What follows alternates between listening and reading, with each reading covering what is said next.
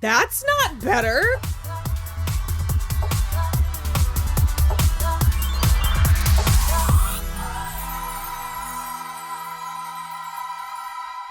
Hello, everybody. I'm Will. And I'm Kristen. And this is So I'm Watching Riverdale, Season 5, Episode 19, R.I.P. question mark? No, it's called Riverdale, R.I.P. ?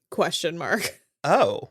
I thought that was the title. I thought it was I'm watching Riverdale, and the title is R.I.P. question mark? Chapter 95. This fucking show. I loved this episode. Did you? I loved this episode. Okay, It felt like an episode of Riverdale. Okay, that I'll definitely agree with, but I realized what my problem is, and my problem is that I feel like I'm watching The Walking Dead. Because there is no forward momentum to speak of at any point in time for any character ever. So I will co-sign that. And I think part of what I am the most excited by is the potential, is the promise of these new storylines, which sure, yes, in every finale of The Walking Dead, I felt the same until I quit. If the past is any indication, we've got sort of a 3 to 5 thing going there. Like that's a fraction, right? 3/5. Yeah. It 2 of those seasons they managed, and 3 of them they didn't. I don't know how to describe it. I can usually tell within the first 5 minutes if I like an episode or not. And I think it's because some episodes of Riverdale play like, it's not Telephone, although Telephone works, but what's that game you play where it's like someone starts a story and then you only ever have like the previous sentence? I mean, it is like It's like Telephone, where it's like each episode, a lot of times it's like, well, sure, I can see how that is a progression from last week, but where this is a brick in this overall story is beyond me. And I don't like when it does that. And I also don't like when they do the same thing over and over and over again, which we're kind of in that. So what do you want to talk about? I don't know. Alice is fine. Alice is just fine now. That was it. She worked through all of her grief about Polly, and now she's fine. Which your anger at that in this episode, like I hated last week so much that I'm relieved to be. Well, I'm like, okay. Not even a mention. Not even a mention of a dead daughter. It has been approximately a week, and that's not enough time. Also, fucking Hiram. Someone in the comments last week was like, twist, they kill Hiram and Tabitha's parents become the villains. And I was like, cool, sure, let's get someone different in there. Nope, still Hiram. They exiled him. Every one of those people had a deadly weapon. Every single Jughead had a lead pipe. All of them had a deadly weapon. No one had the nuts to take a shot. Sheriff Keller was there sanctioning this. It's unbelievable. So was Betty, an actual FBI agent now, apparently, even though I thought she dropped out of the academy. And didn't show up to graduation. But they're mailing her badge or something. They mailed her diploma. It had already arrived. But it's the stuff like that totally checks for me with Riverdale. Sure. And also, like, my favorite part, I had 2 favorite parts of this episode. My second favorite part, spoiler, cutting right to the end, the bomb under Archie's bed. That feels like Riverdale. When I talk about I love when Riverdale's crazy, I have yet to figure out how to differentiate between what I consider good Riverdale crazy and bad Riverdale crazy. Okay. I think because Riverdale in a large part is satire, it's a mashup and send up of different tropes, typically, sci-fi mystery noir horror, but they merge out, they branch out of that. Yeah, of course. The bomb is a trope. That's just such a thing. And also the absurdity of someone putting a bomb, what you're picturing, like with the wires and like the beep, C4 beep, and everything. The absurdity of someone in middle America acquiring that and then placing it in a home. So it was just so funny to me. Okay, because I can't believe we haven't had one yet. That's my other issue is Hiram is so convinced that Archie orchestrated his exile from town when it really was Veronica this time. That we pan away Hiram driving out on the lonely highway, fingers crossed. No, it wasn't, but Shut up. So Hiram driving away, we sweep up over the vista of Riverdale, and only Archie's house is burning down. There was only one bomb. He set that one bomb in Archie's house only. Stupid. To kill Archie. Because he's that checks. He's had it out for Archie since moment one. It's so short-sighted and stupid. It's so stupid. Archie's dead now. Archie and Betty are dead. Of course not. They of course not. Extremely stupid. But again, for me, also, how much time passed before that sting at the end? There had seemingly been months, and no one said anything. I think it was actually meant to be like a week. I think Reggie and Veronica had set up an entire built that casino in like a week or two. Did you say month? I think it had been a month. Because they were like, bring this the next month for the meeting or whatever. That's ambitious. But it felt like a shady backdoor casino. Yeah, it didn't feel sanctioned. Yeah, it did. But again, that feels like Riverdale to me. That was funny. That was, it's that kind of absurdity is the kind of absurdity that I like. I think again, because it's tropey. It's like, I think I could get more behind it if everything surrounding it made one lick of sense. I mean, it made enough sense for me. That whole, like, my other favorite part was Cheryl's entire plot. No, I hated it. It was infuriating. It's not the time, Cheryl, all of a sudden, for this once upon a time MacGuffin of an Abigail's diary to just come out of there and for her to be like, I'm going to wreck the plans to turn this town into something that means anything. And then she seceded from Riverdale. They don't think that's even legal. So... To which I would say, and then she seceded from Riverdale. I don't know. Like that. I thought it was so funny. I thought it was funny, but so in character for her to just completely be given a shiny object and to absolutely like she's the friend that every other week is into like new age, and then she's like this, and then she's like then she like I don't know. She's got a new thing every 5 weeks, and like. And she comes at it with full vigor until she gets... We're not a church anymore. Now it's a school for wayward girls. It totally checks. And actually, the only thing I will say is that I wish everything we were doing with the church was groundwork for this Abigail plot, and maybe we didn't put all the pieces together until here. Sure. Because I love when Nana Rose has oh, yes, dear. Of course. Back in the day. Yeah. And it was so weird for me because it's like, I think it was so weird for me, especially because I hated last week so much and you were fine with it, and you hate this so much and I'm fine with it. And so we're not frequently at odds like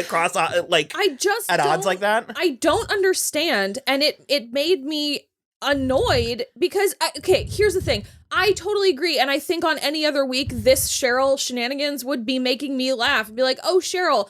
But it's like 2 weeks ago, she was like, 100% in this group and like anything I can do to help and this and that, and I delivered Tony's baby in the back of Pops and I'm blah blah blah this, and now it's the Walking Dead thing. This is to set up this no forward momentum. This is okay. This specifically, her being mad at them, which frankly it's funny. Okay, it's funny to me. It feels out of character for it to be that strong. Because they acknowledged that she was being ridiculous in the show. This is happening so we can get to this special 5-episode AU. She's going to be completely back on board by the time the show comes back. For season 6, yeah. But the point I was trying to get at was you and Rachel were so thrown. We're so, like kind of outright offended that they were burning her at the stake in like 1890.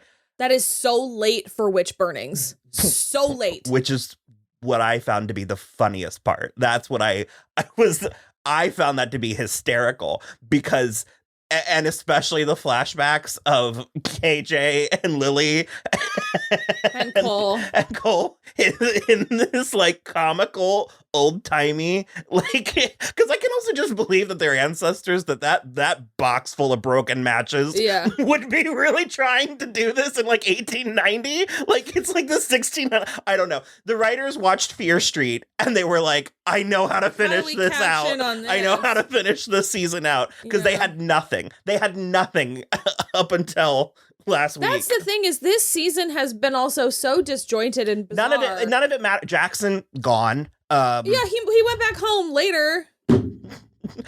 piece. Like it was there was they fixed or undid or like retconned so many things. Yeah. Archie's reopening the construction company. So now he's gonna have 6 jobs. Yeah, Reggie's done with Hiram again.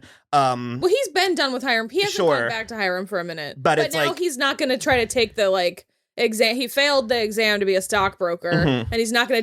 Instead of maybe studying a little harder for like a week, he's like, let's open a casino instead. Tony's bringing the serpents back. Like this was regression to the norm. Yeah. Like, but it was like in like hyper speed. We found out Veronica just did kill Chad. I mean,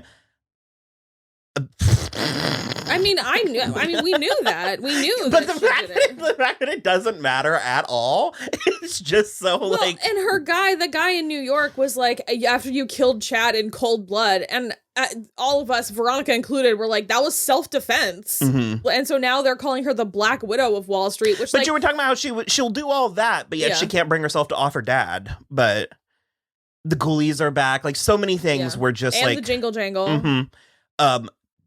And I do love, considering how this show has a very loose relationship with logic and like reality, I do love that they bend over backwards with plot machinations explaining the bureaucracy about incorporating, disincorporating. We have to get this many signatures. What kind of government should we have? Should it be a mayor or a council? Or a mayor who's beholden to a council? Or that Hiram is like, he like purchased Sodale, and then he's trying to incorporate Riverdale into Sodale, and then I mean we had entire scenes, sentences explaining how this was ironclad. Also, he had incorporated Sodale even though it was nothing. It's just a field, and so he could annex Riverdale. Annex, that was the word. And I'm just like, why am I learning these real estate words? Is somebody on the Riverdale writing staff getting their real estate license right now and just showing off? I don't get it.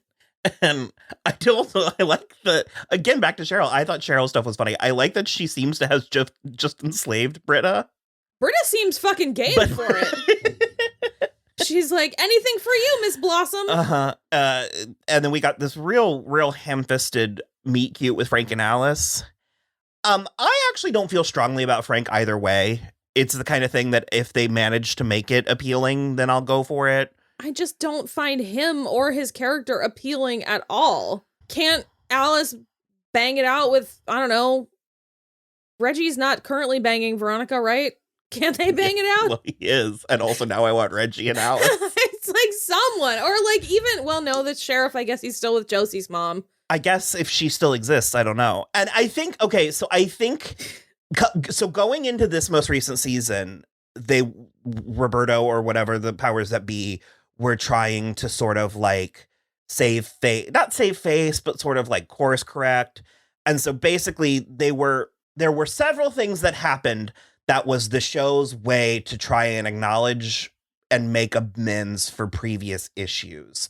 And I think in a general sense, a lot of that stuff derailed the natural momentum of the show. Oh, yes. And so that was like my issue with the Pussycat episode is I wish the Pussycats were just around this season and we found out that information organically versus halting the entire story to have a very special episode. To be like, mea culpa for how we treated all of the black ladies on this show. And it's just like, that's not better. And it didn't really make for a cohesive, because by the time we did get to the Mothman and Polly's body, there was sort of a, oh yeah, also this. And so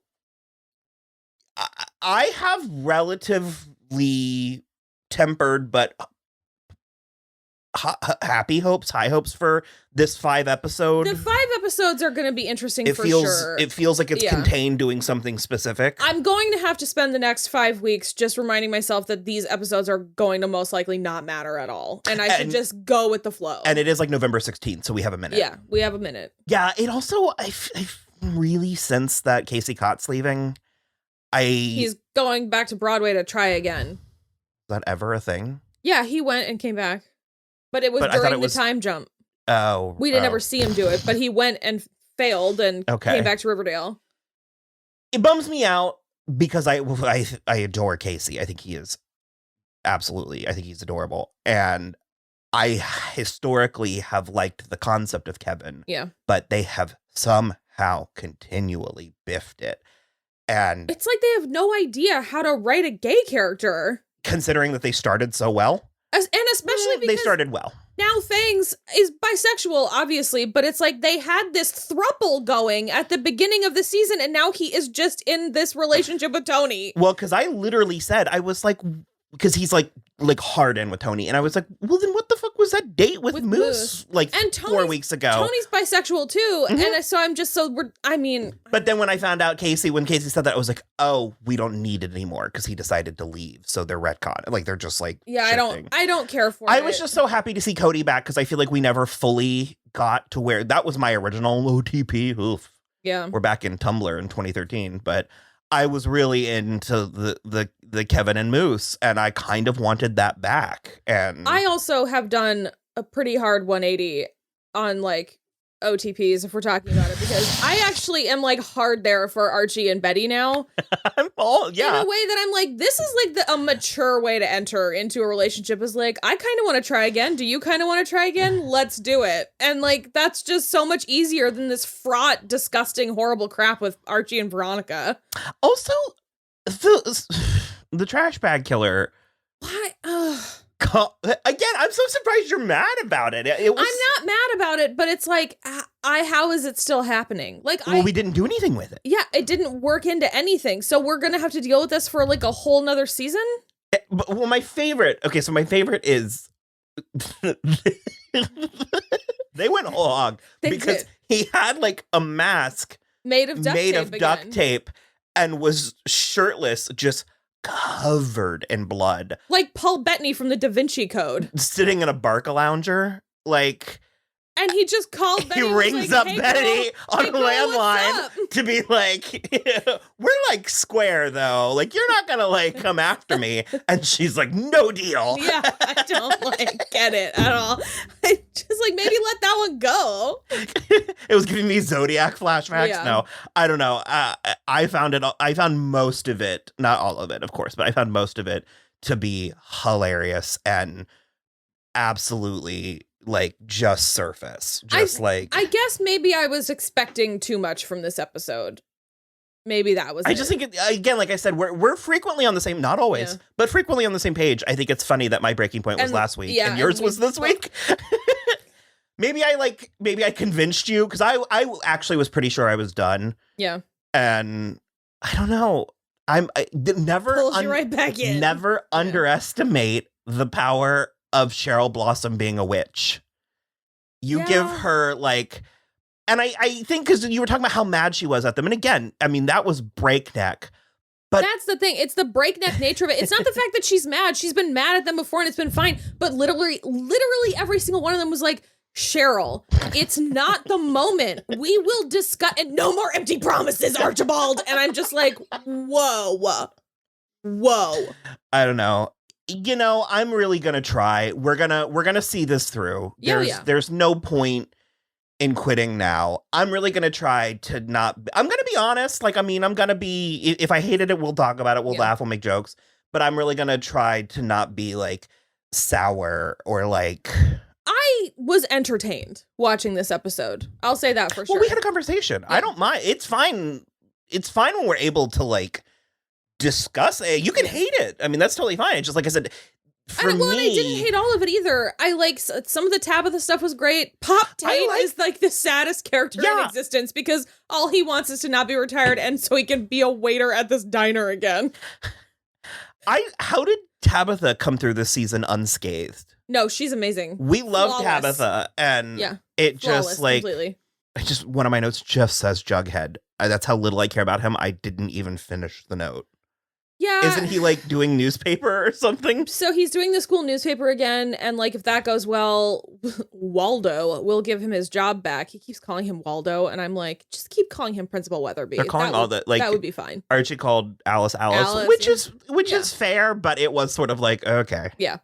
So that's all fine or whatever. And also, to be frank, Tabitha did not come out of the season completely unscathed, because now she has a Jughead attached to her, and it he was like touching her. Like physically touching her the entire episode. Yeah, did we even mention it burned down? Hiram burned it down. Hiram Although got why? a ghoulie to burn it down.